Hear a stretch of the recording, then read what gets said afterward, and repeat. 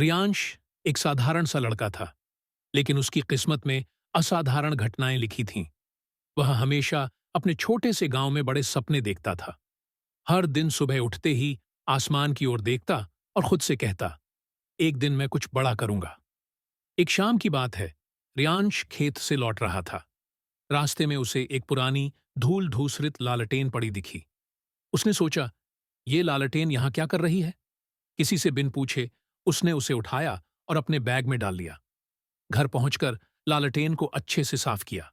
जैसे ही उसने उसे जलाया, अचानक से एक जोरदार आवाज हुई, धड़ाम! रियांश घबराया, लेकिन जैसे ही उसने पीछे मुड़कर देखा, उसकी आंखें चौड़ी हो गईं। लालटेन से धुआं निकलकर एक अजीबोगरीब जिन्न प्रकट हो गया। जिन्न ने भारी आवाज में कहा, मैं हूं लालटेन का जिन्न। क्या चाहिए तुझे? रियांश चौंक गया। उसने सोचा, क्या मैं सपने देख रहा हूं? लेकिन नहीं, ये कोई सपना नहीं था। रियांश ने धीरे से कहा, तुम सच में जिन्न हो? जिन्न ने हंसते हुए कहा, हाँ, और मैं 3 इच्छाएं पूरी कर सकता हूं। सोच लो, क्या मांगना है? अब रियांश सोच में पड़ गया। वह क्या मांगे? धन, दौलत, शोहरत या कुछ और? पहली बार किसी ने उसे इतनी बड़ी शक्ति दी थी। पहली इच्छा के लिए रियांश ने कहा, मैं एक शानदार महल चाहता हूं, जिसमें हर सुविधा हो। जिन्न ने अपनी उंगली घुमाई और अगले ही पल रियांश का घर एक भव्य महल में बदल गया। रियांश ने आंखें मलते हुए कहा, वाह, ये तो कमाल हो गया। अब वह दूसरी इच्छा के बारे में सोचने लगा।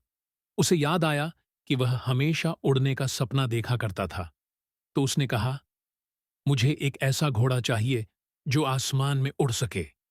जिन्न ने फिर से अपनी उंगली घुमाई और एक सुनहरा पंखों वाला घोड़ा प्रकट हो गया।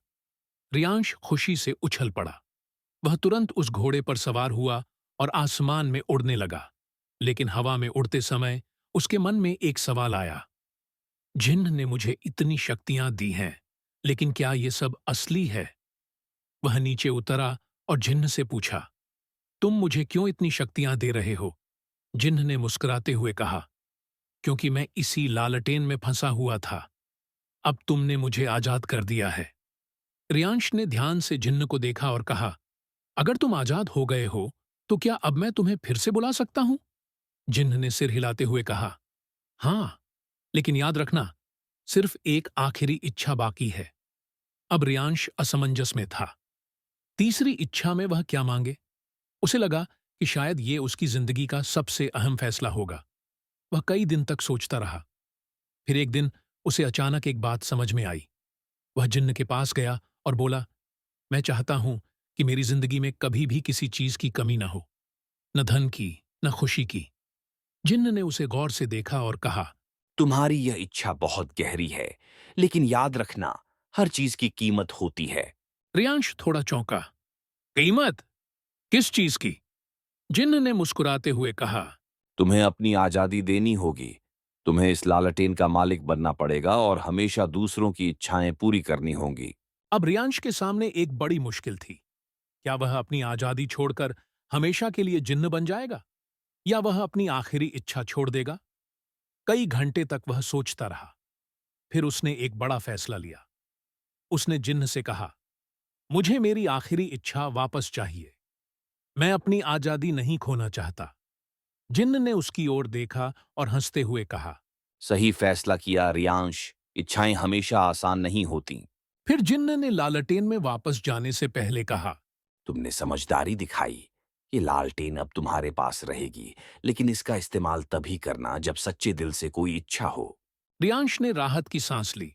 उसने लालटेन को एक सुरक्षित जगह रख दिया और खुद से कहा, अब मैं जानता हूं कि असली खुशी क्या है। ये न तो महल में है, न ही किसी उड़ने वाले घोड़े में। असली खुशी मेरी आजादी में है। उस दिन के बाद रियांश ने अपने साधारण जीवन को फिर से अपनाया। उसका महल वापस उसके पुराने घर में बदल गया और उड़ने वाला घोड़ा गायब हो गया। लेकिन रियांश अब खुश था। उसने सीखा कि कभी-कभी इच्छाएं पूरी हो जाने से ज्यादा खुद की सीमाओं को समझना जरूरी होता है। और इस तरह रियांश की कहानी सबके दिलों में गहराई तक बस गई। अंत में वह लालाटेन अभी भी उसके घर के कोने में रखी है, लेकिन अब रियांश उसे देखता तक नहीं। क्योंकि वह जानता है असली जादू लालटेन में नहीं, बल्कि खुद की आजादी में है।